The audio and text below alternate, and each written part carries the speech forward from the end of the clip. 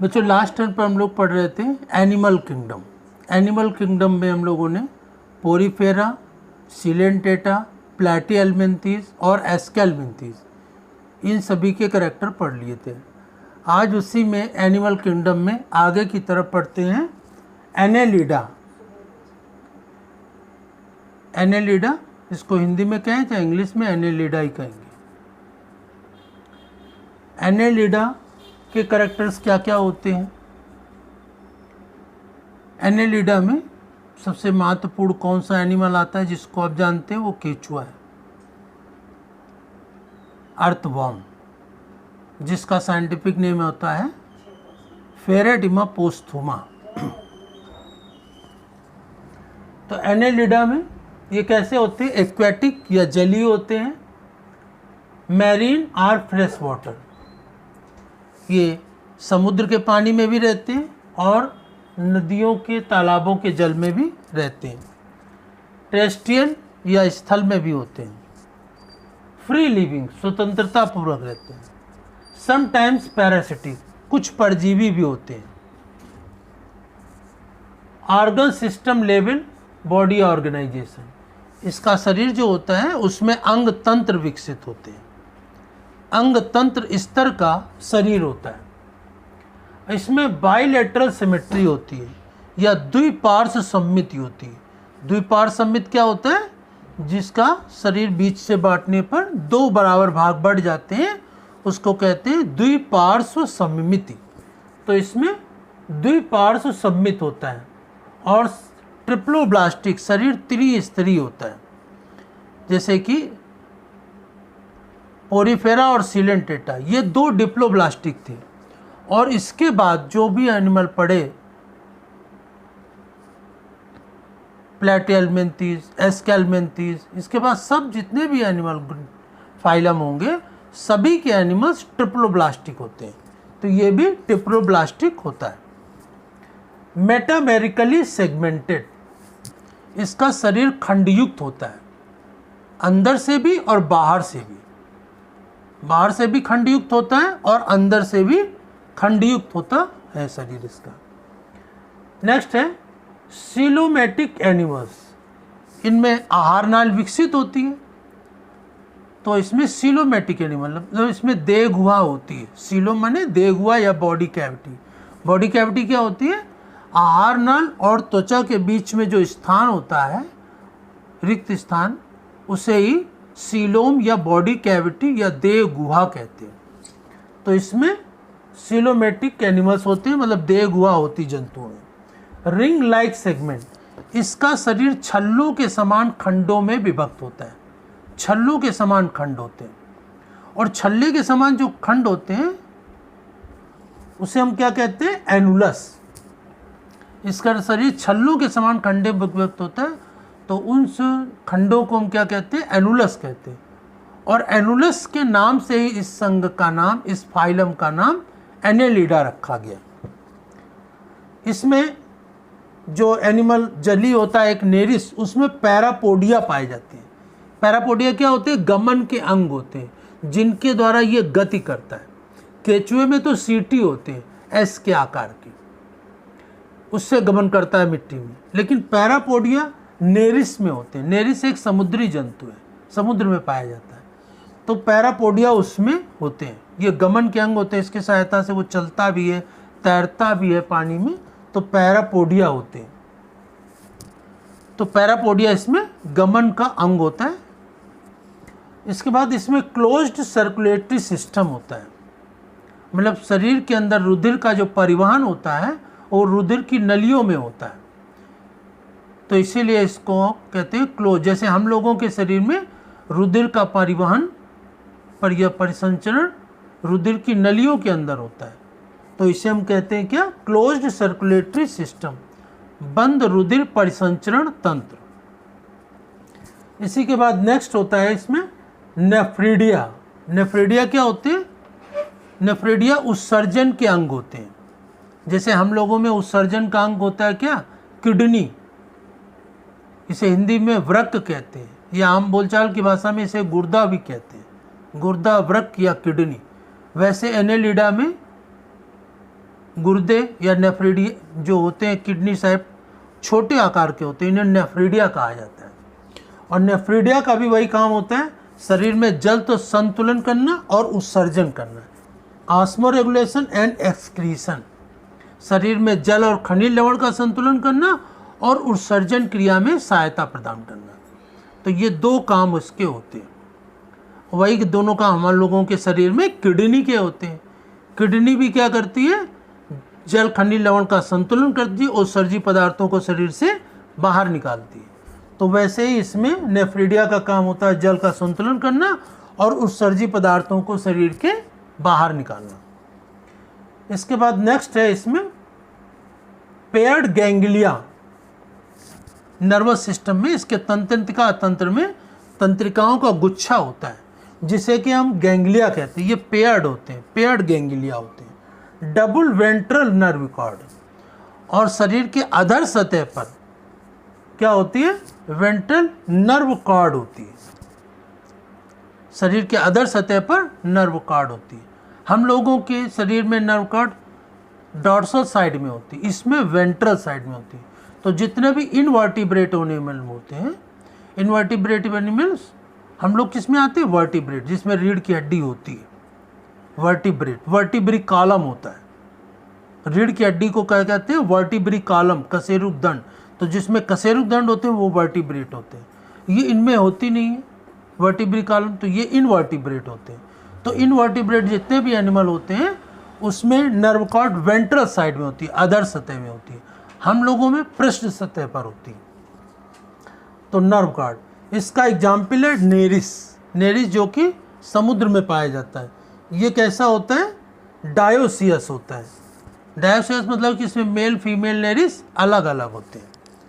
Male female Nereis इसमें अलग अलग होते हैं। इसके बाद नेक्स्ट आता है अर्थवर्म। अर्थवर्म का वैज्ञानिक नाम होता है फेरेटिमा पोस्थुमा। और लीच आता है, लीच माने जोंक है। इस जोंक का वैज्ञानिक नाम होता है हीरुडिनेरिया ग्रेनुलोसा, लीच या जोंक। ये मोनोसियस होता है, मतलब इसमें मेल फीमेल ऑर्गन एक ही एनिमल्स में होते हैं, नर मादा जनन अंग दोनों एक ही में होते हैं। तो ये अर्थवर्म और लीच, केचुआ और जोंक, ये दोनों में बाइसेक्सुअल होते हैं, दोनों मेल फीमेल ऑर्गन एक ही एनिमल में होते हैं। और इसमें रिप्रोडक्शन या जनन जो होता है वो केवल लैंगिक होता है या सेक्सुअल होता है। तो इस प्रकार से ये एनेलिडा के ये निम्नलिखित लक्षण होते हैं। और अर्थवर्म के 3 एग्जाम्पल यहाँ बताएं, नेरिस, अर्थवर्म, लीच। ठीक है। इसके बाद अगला फाइलम हम लोग पढ़ते हैं आर्थ्रोपोडा। आर्थ्रोपोडा में क्या होता है, आर्थ्रोपोडा इसका जो नाम है, आर्थो मीन्स होता है ज्वाइंट और पोडा माने पैर, मतलब इसमें ज्वाइंटेड लेग्स होते हैं, संयुक्त उपांग होते हैं। ज्वाइंटेड लेग्स को हम कहते हैं, आर्थो मीन्स ज्वाइंट और पोडा मीन्स पैर। तो ज्वाइंटेड लेग्स होते हैं, इसीलिए इसका नाम पड़ा है आर्थ्रोपोडा। तो ये लार्जेस्ट फाइलम है। आर्थ्रोपोडा सबसे बड़ा संघ है, इसमें सबसे ज़्यादा जंतुओं की जातियां पाई जाती होती हैं। आर्थ्रोपोडा, इसमें बहुत से इंसेक्ट्स, कीड़े मकोड़े बहुत से प्रकार के होते हैं। वायु में भी उड़ते हैं, थल में भी होते हैं, जल में भी होते हैं। ये सब अधिकांश आर्थ्रोपोडा की जातियां होती हैं। Organ system level of organisation, इसके शरीर का संगठन भी ऑर्गन ग्रेड होता है, ऑर्गन सिस्टम होते हैं, मतलब इनमें भी अंग तंत्रों का विकास होता है। बाइलेटरल सिमेट्री, द्विपार्श्व सम्मित होता है। द्विपार्श्व सम्मित मतलब कि शरीर को मध्य से बीचों बीच से बांटने पर 2 बराबर भाग बटाते हैं, इसी को हम कहते हैं द्विपार्श्व सममिति या बाइलेटरल सिमेट्री होती है। और शरीर इसका भी क्या होता है, ट्रिप्लोब्लास्टिक। हम लोगों ने शुरुआत में पोरीफेरा सिलेंटेटा, ये डिप्लोब्लास्टिक थे, शरीर द्विस्तरीय था। इसके बाद जितने भी फाइलम है सब ट्रिप्लोब्लास्टिक है। अभी एनेलिडा पढ़ा, वो भी ट्रिप्लोब्लास्टिक है। प्लेटिहेल्मिन्थेस, एस्केल्मिन्थेस लिखे पढ़ चुके हैं, वो भी ट्रिप्लोब्लास्टिक थे। और इसके आगे जितने फाइलम पढ़ेंगे, एनेलिडा भी ट्रिप्लोब्लास्टिक, और जितने फाइलम पढ़ेंगे सब ट्रिप्लोब्लास्टिक होते हैं। डिप्लोब्लास्टिक में आपको 2 याद रखने, पोरीफेरा, सिलेंटेटा, इसके बाद सब ट्रिप्लोब्लास्टिक होते हैं। तो शरीर त्रिस्तरीय होता है, ट्रिप्लोब्लास्टिक होता है। सेगमेंटेड, इसका शरीर भी खंडयुक्त होता है।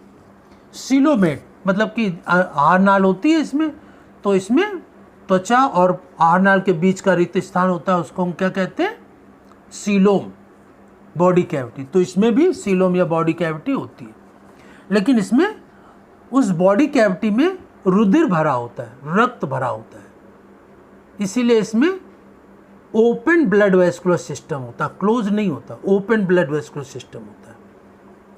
रुधिर की नलिकाओं के अंदर रुधिर नहीं बहता है, तो इसमें सीलोम होता है, देगुआ होती है। काइटिनस एक्सोस्केलेटन, इसका जो बाह्य कंकाल होता है वो काइटिन का बना होता है, जैसे काकरोच में काइटिन का बना होता है और सभी एनिमल्स में काइटिन का बना होता है। इसका शरीर 3 भागों में बटा होता है, हेड, थोरैक्स, एब्डोमेन। सिर, वक्ष और उदर, 3 खंडों में इसका शरीर बटा होता है, सिर, वक्ष और उदर, head, thorax and abdomen. Jointed appendages, और इसके संयुक्त उपांग होते हैं, ये मैंने पहले बताया, आर्थो मीन्स जॉइंट और पोडा मीन्स फीट, लेग्स। तो इसके संयुक्त उपांग जॉइंटेड लेग्स होते हैं, इसी के लिए इसका नाम पड़ा है आर्थोपोडा। इसमें श्वसन के लिए गिल्स होते हैं, बुक लंग्स होते हैं, बुक गिल्स होते हैं, ट्रैकिया सिस्टम होता है। इसमें श्वसन के लिए, रेस्पिरेशन के लिए ये अलग अलग जंतुओं में अलग अलग प्रकार के एनिमल्स मतलब सिस्टम होते हैं, जैसे गिल्स और बुक गिल्स जलीय जंतुओं में होते हैं, स्थलीय जंतुओं में बुक लंग्स होते हैं, और ट्रैकियल सिस्टम होता है। मतलब पूरे शरीर में ऑक्सीजन को सप्लाई करने के लिए पूरी बॉडी में ट्रैकिया मतलब नलियों की समान रचनाएं होती हैं, जिन्हें कि हम ट्रैकियल सिस्टम कहते हैं। सर्कुलेटरी सिस्टम ओपन होता है, जैसे मैंने बताया कि सर्कुलेटरी सिस्टम रुधिर परिसंचरण तंत्र ओपन टाइप का होता है। ओपन टाइप जिसको इसकी देगुआ होती है, बॉडी कैविटी होती है, उसी में रुधिर का प्रवाह होता है। और इसके बाद इसमें जो सेंसरी आर्गन होते हैं, संवेदी अंग होते हैं, वो कौन कौन से होते हैं, एंटीना, कंपाउंड आई, और इसमें जो नेत एंटीना होता है वो सेंसरी आर्गन होता है, संवेदी अंग होता है। इसके द्वारा जैसे काकरोच में आगे 2 बड़े बड़े बाल निकले रहते हैं, तो वो क्या है, एंटीना है। इसके द्वारा ये आसपास के वातावरण की सूचना ले लेता है।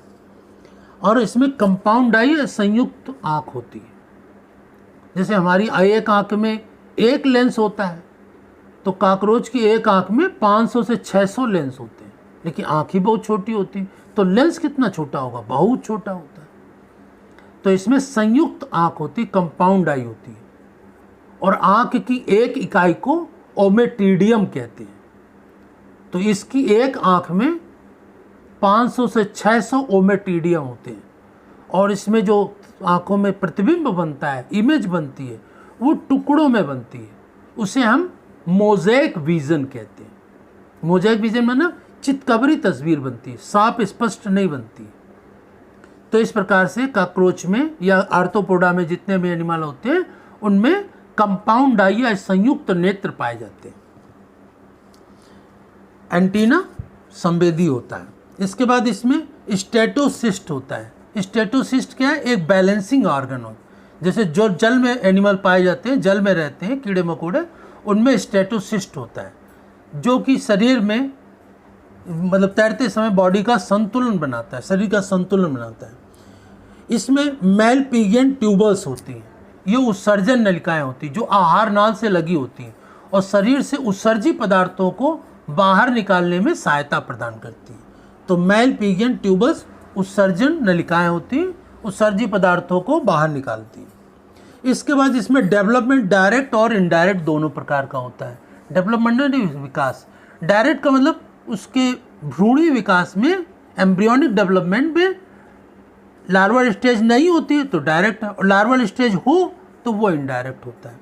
तो डेवलपमेंट डायरेक्ट और इनडायरेक्ट दोनों प्रकार का होता है। और इस प्रकार से इसके एग्जाम्पल एपिस, एपिस मधुमक्खी का वैज्ञानिक नाम होता है एपिस इंडिका, तो इसका एग्जाम्पल ना है एपिस, एपिस माने मधुमक्खी का वैज्ञानिक नाम। बॉम्बेक्स मोराई, ये रेशम के कीट का वैज्ञानिक नाम है। बॉम्बिक्स मोराई, एपिस मधुमक्खी का। मॉस्किटो मच्छर, मच्छर सब आर्थ्रोपोडा में आते हैं, और आर्थ्रोपोडा में मॉस्किटो कितने प्रकार के पड़ते हैं यहाँ आसपास? एनाफ्लिस, क्यूलेक्स और एडिस। इन 3 मच्छरों के नाम आप याद रखिएगा। एनाफ्लिस, क्यूलेक्स और एडिस, ये 3 प्रकार के मच्छर, इन्हीं के द्वारा अनेक प्रकार की बीमारियां फैलती हैं। तो मॉस्किटो कितने? 3, एनाफ्लिस, क्यूलेक्स और एडिस मच्छर। और इसके बाद कॉकरोच। कॉकरोच तो आपने देखा ही होगा। कॉकरोच को हिंदी में तिलचट्टा कहते हैं, और कॉकरोच का वैज्ञानिक नाम होता है पेरीप्लेनेटा अमेरिकाना। पेरीप्लेनेटा अमेरिकाना, ये कॉकरोच का वैज्ञानिक नाम होता है। तो इस प्रकार से ये आर्थ्रोपोडा के कुछ कैरेक्टर हुए, लक्षण हुए। तो आज हम लोगों ने 2 फाइलम पढ़े, दोनों फाइलम के लक्षण एनेलिडा और आर्थ्रोपोडा। अब इसके बाद नेक्स्ट टर्म पर हम लोग डिस्कस करेंगे मोलस्का और एकाइनोडर्मेटा। 2 फाइलम के लक्षण हम लोग क्रम से पढ़ते चल रहे हैं, और इसके एग्जाम्पल्स तो ये अपने कॉपी में नोट करते चलिए। मैं इसको हिंदी में आपको एक्सप्लेन करता चल रहा हूँ, और अल्टरनेट में मैं इसको हिंदी में भी लिख दूंगा। अभी मैं बताता चलना, उसको आप क्रम से एग्जाम्पल सहित इसके लक्षणों को नोट करते चलिए। धन्यवाद।